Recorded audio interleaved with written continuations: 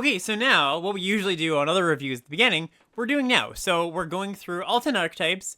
Now that you've seen all the cards, we can see them in context of what they do in the archetypes a little bit better here. And we're going to start with blue white, and blue white's archetype is flyers this time around, and it's one of the lesser. I won't say lesser supported, but lesser. We're not as excited about it, I think, as some of the other ones. So, what's going on here, Mark? By the way, Mark puts these all together. Big thanks to him. He does all the heavy lifting here. So, take it away, Mark. What's going on with blue white? Okay, yes, my little babies that I do with these. So, first of all, an explanation of kind of what you're looking at and why we're doing these at the end and what's different about them because there's a lot going on here. So, normally we do these at the start of the episode and I try to show people what a shell of like what that deck will commonly look like is going to be, and you'll see a mix of like removal spells and efficient creatures and kind of maybe some themes if the themes are heavily supported. With this set, the fact that there's like monocolor decks and all these hybrid cards, I don't think you're ever really going to be short on playables at the end of the draft. Like if you open a green bomb, pack one, pick one, and you get past a red bomb, pack one, pick two, I'm pretty sure you can just play red green and like nobody can force you off that Right. because there's so many playables, there's so many hybrid cards, there's so many ways that you're going to be able to get cards into your deck. You won't need to worry about being cut because there's just a ton of potential playables in there. So with that being said, I didn't want to make these archetype shells when they weren't really indicative. And then on top of that, the commons didn't really push heavily towards one theme like they did in, for example, Final Fantasy, when you had like the 4 mana or the 4 mana spent deck and the graveyard deck and the towns deck and whatever. So what I thought I would do for this time instead is for the signpost cards, I would show how much support there is for specifically building around that card. Mm-hmm. So that being said, what you're looking at in front of you here is all of the cards that are either rewards or payoffs for being specifically flyers in blue white. The top part is the commons on the left. The bottom part are the uncommons. And then off to the right, you see the cards that fulfill that brief that are going to be heavily contested so that you will not necessarily get past to you. So when you see that row of Momo, Glider Staff, Aang, and Benevolent River Spirit, all of those either have flying or grant flying, but you'll not be getting those like on the wheel, for example. And then the final column is the cards that support the theme, but that, in my opinion, are not necessarily good enough for you to want to play, even if you've got the rewards for it. So that being said, we haven't actually mentioned the card yet. Do you want to read out the blue-white signpost and we can kind of go through this? Yeah, exactly. We need to get these grades still, so we'll do that for each of these. And I know it might a little bit small on the screen here, especially if you're on mobile. I always post these in the description of the podcast feed and the YouTube video. So if you want to take a look, zoom in for yourself, that'll be there. So yeah, the gold card is Air Nomad Legacy, blue-white for an enchantment. When this enchantment enters, create a clue token, and creatures you control with flying get +1/+1. Yeah. So what you'll notice about this shell, it'll be much more apparent when we see some of the other ones, but there's almost nothing on the left side of the screen. Like Right. there's very, very few flyers that are either at common or that are like not wanted by other decks that you're going to be passed to you. So for that reason, this kind of shows you that if you are playing blue white, it's more likely to be either like a good stuff deck or maybe you try to work in like water bending a little bit, and building around Air Nomad Legacy is not going to be the normal thing to do when you're drafting blue white. I would say it's more going to be the exception. Mm-hmm. So that's kind of why this archetype's put together here. Even the flyers that you see, they're more like slightly more aggressive cards. So maybe there is like a blue white tempo-y flyers build out there. But this is to show you like Air Nomad Legacy, if you're not getting at least 2 creatures per game boosted off of it, it's not going to be a good card for you. No, I would almost go as far as to say this is a trap card in a lot of ways. Not that it like doesn't have the potential to be good. Like if you had a standard constructed deck, you could make it good. But I think a lot of people are going to take this early and be like, "Oh, great, let's just build around this." And in the support, it's not as fleshed out as maybe you would hope it would be. Yeah. So going to the grade, eventually, I bumped. Part of the reason I did these was to like evaluate these. I bumped this card down significantly after doing this shell. I gave Air Nomad Legacy a D plus, and you gave it a C. Yeah, just as always, a little optimistic there. Yeah. Anything else about the blue white archetype? No, like I still like blue white. It's just not going to be built like this. I would more expect it to be like blue base, blue white control, with like the razor thing that dealt 4 damage to an attacker. Mm-hmm. So I think blue white's still good, but I wouldn't build it as a flyers deck. Okay, and that's going to bring us on to blue black and little out of view here. Let me just bring some stuff around, but there's a lot more cards that you might be interested in for this blue black deck compared to the deck we just looked at. So yeah, let's talk about the gold card just quickly. So this is a nice one. Foggy Swamp Spirit Keeper is 1 blue black for a 2/4 lifelink ally. Whenever you draw your second card each turn, create a 1/1 colorless spirit creature token. With this token can't block or be blocked by non-spirit creatures, so most likely unblockable. Watch out for the hidden spirits out there, but really strong card. Hold on, is this your link still has Sokka in here? Did I not update that? Maybe not. Let's see. Did I click on a different thing? That's the most recent thing you sent me. Oh, okay. I did. I just moved it. Okay. Yeah, that's fine. Okay. Never mind. I was talking about the blue white one. All right. Ignore everything I said. Okay, so this is just showing again what is the support specifically for draw two. So the top huge section here is just all cards that draw a card or are rewards for drawing 2 cards, of which there's very few. So already you see there's a ton more cards than there were for blue white. That should tell you there's a ton of card draw.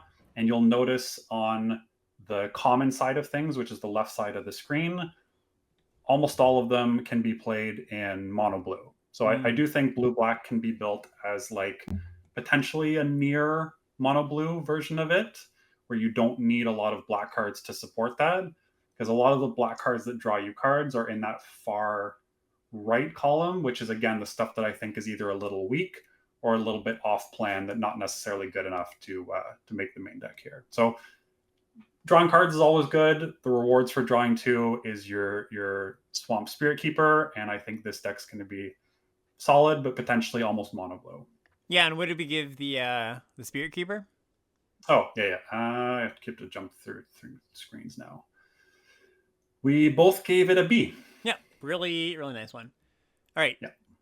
Moving on to black red. Okay, so we've got the gold card, Cruel Administrator. This is a 5 mana, 5/4, red black. If you've attacked this turn, raid, it enters with a +1/+1 counter. So it's a 6/5. And whenever this creature attacks, you make a 2/2 soldier token with firebending 1. High upside, but I won't even say it. At this point what I'm going to say about this card. Yeah, and so for this shell, I just looked at what are the ways of making firebending mana and what are the ways of spending that mana at instant speed. So it's all the clue generators, all the instant speed combat tricks, the burn spells. That's part of the reason why this screen is so full of cards, because I really did just want to drive home that firebending is really heavily supported in this set. But the other thing you'll notice is that almost the entire screen, again, aside from that far right column, is red cards. So again, you could be red-black, but firebending is more of a red deck. And another way where I could see you start off red, you end up going with like 10 to 14 mountains, and then you fill it out with a few black cards. And the Cruel Administrator in particular, I am not too interested in. I wouldn't be surprised if red-black is one of the lesser drafted color pairs. But if you do it, I would more expect it to be a splash on a red deck than a true red black version. And kind of in line with our thoughts about just black cards in general, both the black archetypes we've looked at so far might not want that many black cards, right? So that's just an interesting little note there. Yeah, and we both gave Cruel Administrator a D plus. Yeah, next up we've got green red. So the gold card here is Bitter Work. 1 green red for an enchantment. Whenever you attack a player with 1 or more creatures with power 4 or greater, you draw a card. And has exhaust for 4 mana, Earthbend 4. Activate this only during your turn. So there's been a long line of cards that are kind of like this, where there are 3 mana enchantments that reward you for big green dummies. And this one gives you a big green dummy, so I'm a lot more into it than I normally would be, or at least a little bit more. Yeah, I think Bitter Work is a decent card, but another thing from doing this shell, like other than Bitter Work and Tigerdillo, there's not really any rewards for being like the 4 power deck. Right, yeah, just like your reward is you've got a bunch of big things that are bad versus removal and good versus creatures. That's just huge standard red green stuff. Yeah, so there's a huge stack of cards on the far right that are all things that have 4 power, including like the boulder is also a reward for having 4 power cards. But they're all just like 4 and 5 mana, no ETB, no protection, replaceable level creatures. So if you assume that, okay, there's not a lot of payoffs for being 4 power because you only have Bitter Work and Tigerdillo. So if there's not a lot of payoffs for it, then that means there's not a lot of incentive to play these like kind of shitty, replaceable, expensive creatures. Right. So again, with red green, the other thing you'll notice, there's almost no red cards on this screen. It can be almost a mono green deck. So maybe you end up mono green and then you end up splashing a couple of Bitter Works as just like a late game value engine. But I don't expect there to be a lot of like straight red green decks. Part of the reason why I didn't do these archetypes the regular way is because almost all the ones we've seen so far, I expect to be like heavily leaning towards one color of the two. Right. I do think probably the way it's going to pan out is I imagine red green is not a very commonly drafted archetype, but will kind of be baked into blue green because, like teamer lessons, you called that out a few minutes ago. I think that's probably going to be the fate of a lot of these cards. But, we'll see. There might actually be a smashy deck that comes together once in a while. Yeah. And so again, I think Bitter Work's an okay card, but I don't think the deck's going to come together often. We both gave Bitter Work a D plus. Next up, we've got green white, and I think it's probably going to be another one of those decks. We mentioned this when we talked about the white cards. That going to be a heavy white deck, little bit of green, and you can see that here with just the density of white cards. The signpost is White Lotus Reinforcements, 1 green white for a 2/3 vigilant ally, and it says other allies you control get +1/+1. Pretty simple. Yeah, you took the words out of my mouth. I think it'll be a white base deck. I do think if you are white base, green is one of the better colors to throw on for the last few playables to kind of fill out your curve. I think green white is going to be one of the better decks in the format, I would guess.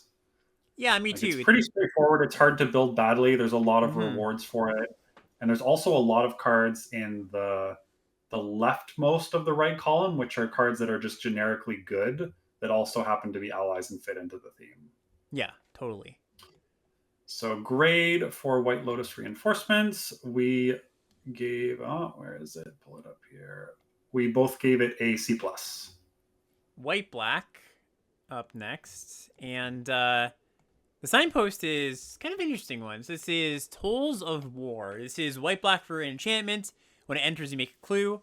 Whenever you sacrifice a permanent during your turn, which is often when you're going to be doing it, you make a 1/1 ally token. This triggers only once per turn, though. So really interesting because all the allied pairs are almost exclusively like one color based.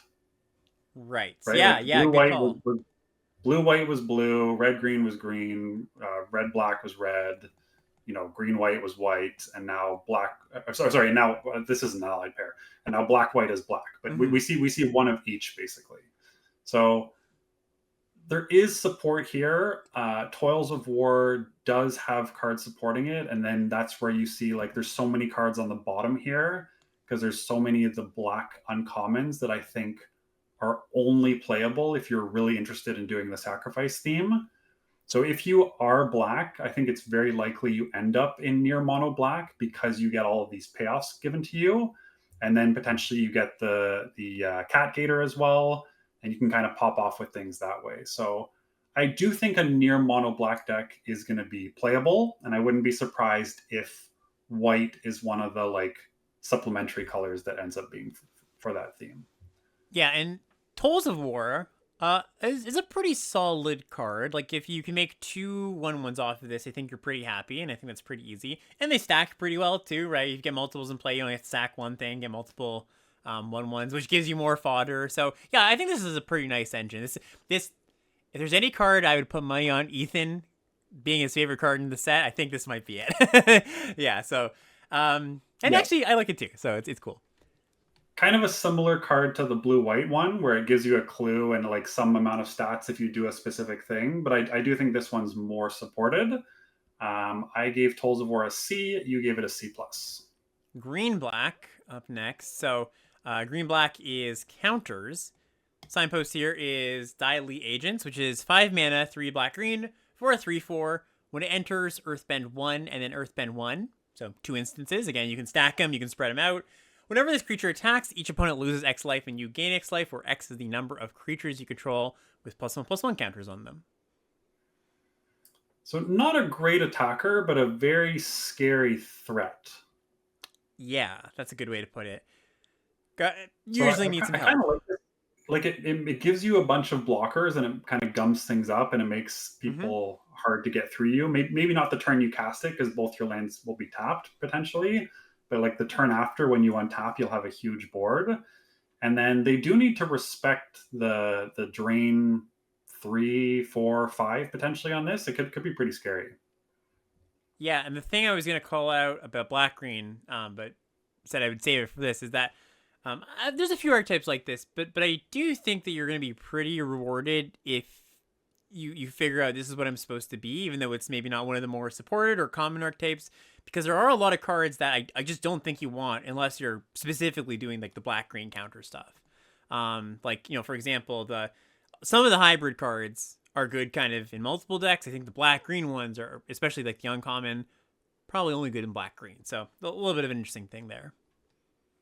Yeah, there's not actually well, that's not really true. So a lot of the rewards for putting counters on things, though, are just generically good cards. That's my concern. Okay. So if you look at like Toph, Earth Kingdom General, both of those are not necessarily going to end up in the green-black players' hands because they're just generically good cards, even though they reward you for having multiple +1/+1 counter things.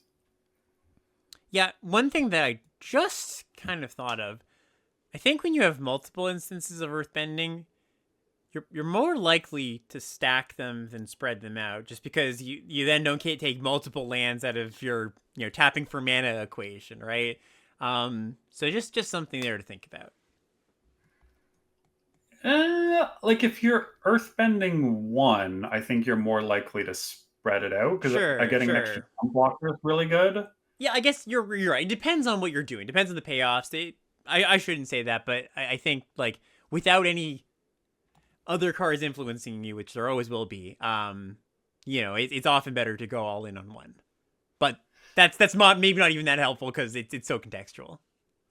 Yeah, like if you curve Earthbending Lesson into Badger Mole, I wouldn't be surprised if the default is to make like the 6/6 trample, right? Yeah, like that makes sense. Totally. But if you have smaller amounts, I could see spreading it out more often. All right, next up we've got. Sorry, I didn't give the grade. Oh, sorry, yeah, grade for the black-green card. Diley Agents, we both gave a C. Cool. Blue-green up next, and the signpost is Hermetic Herbalist. This is 2 mana, blue-green for a 2/3 ally. Taps out a mana of any color. Taps to add 2 mana, but only casts Blessing cards with this mana. Yeah, so this shell is notably like short on both creatures and removal, right? Mm, Because it's just a bunch of lessons. Like this is all lesson and lesson payoffs.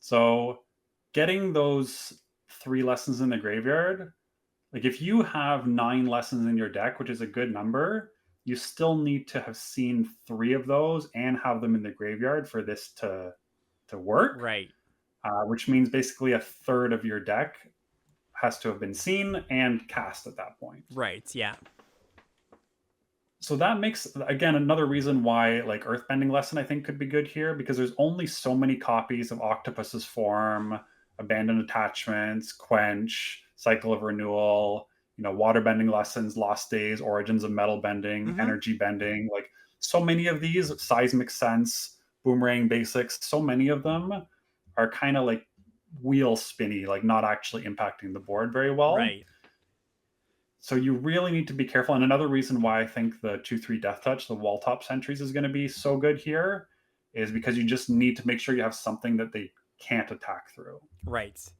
Also, something I just thought of with what you just said, you should make a distinction between the lessons that you just you draw them, you cast them, they go to your graveyard, and the reactive ones too, right? Because like we've got Octopus Right. Form, we've got Metal Origin of Metal Bending. Like these are reactive cards where they might be stuck in your hand and they can't contribute to the graveyard stuff. So that's just a little wrinkle there.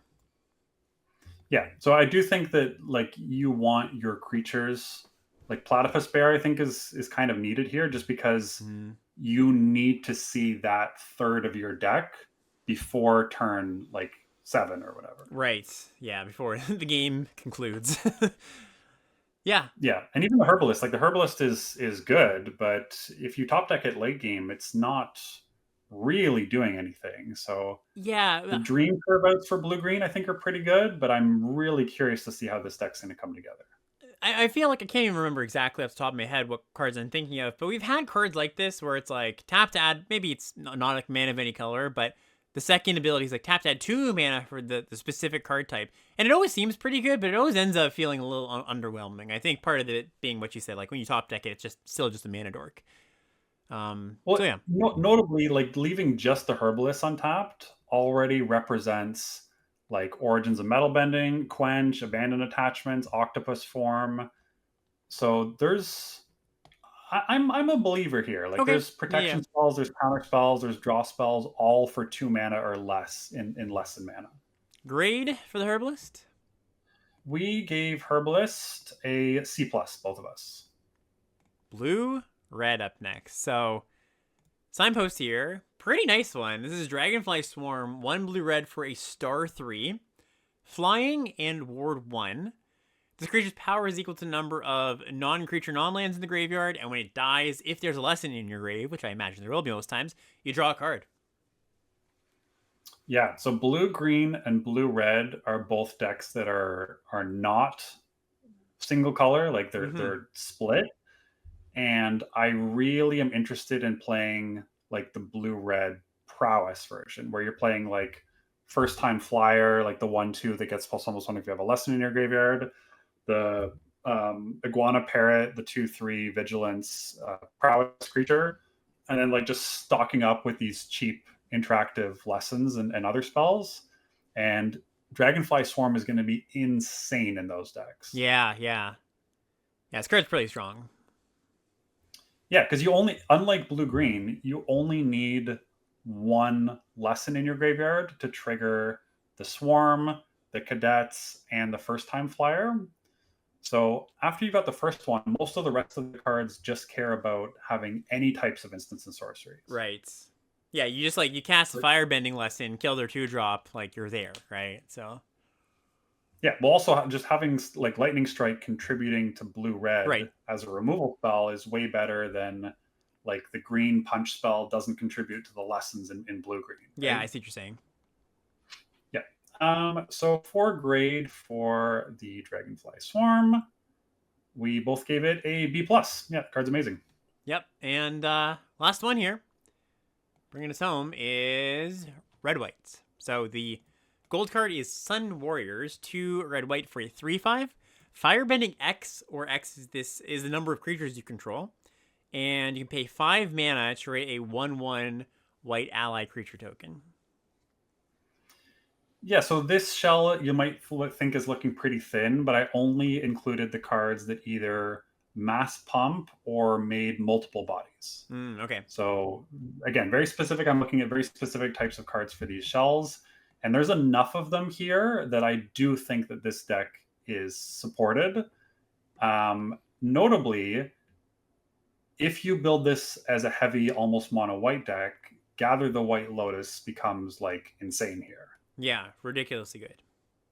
Because if you're playing, whatever, 12 planes, Gather the White Lotus, and then your red cards include How to Start a Riot and Sun Warriors, that's like potentially quite terrifying. Yeah, totally. And worth noting on Sun Warriors, it is a 4-mana card with none of the things we like about 4-mana cards, but I do think this one's kind of worth it. Like, if this thing sticks, it's really good. And it has a 5th point of toughness the turn it comes down. Firebends for... you might be able to just, like, Firebend, make a token for free. I don't think it's crazy to imagine you have 5 creatures at some point in the game. Then it feeds itself. Yeah, I like this card. Yep, and another, like, we have the white thing that team pumps for 5 mana you were talking about at the start of the set review. Mm-hmm. Like, you have tons of firebending mana, threatening 2 activations of that on a combat is going to be like a nightmare too. Yeah, really nice. Grade for Sun Warriors? Sun Warriors from us was, we both gave it a C. Cool. All right. So, yeah, it's going to bring us to the end. And final thoughts? I think we were pretty thorough today. But, of course, as always, I'll give you a moment if you want to add anything on to the end of this set review here. No, mostly just curious what people think of this kind of version of things. I mean, we're always doing small tweaks. Mm-hmm. We are planning on doing the full main set in total. So after early access tomorrow, there'll be the rares and mythics coming out on Thursday. But yeah, give us some feedback on the new format and let us know what you think. Yeah, for sure. And we aren't, by the way, we're not going to cover the bonus sheet. It's just like too many cards, basically. And I'll do that on a later date, maybe next week or the week after. It'll be covered, just not today. You're on your own for evaluating those for your pre-release. But yeah, Mark, as always, it's a pleasure to have you. So happy. Everybody here join us in Twitch chat. Thanks for hanging out. And yeah, if you want to support the show, if you made it this far, check out the Patreon. Links in the description of the podcast feed and the YouTube channel. And yeah, we'll say goodbye from here. Thanks for having me, Alex. See you on Thursday.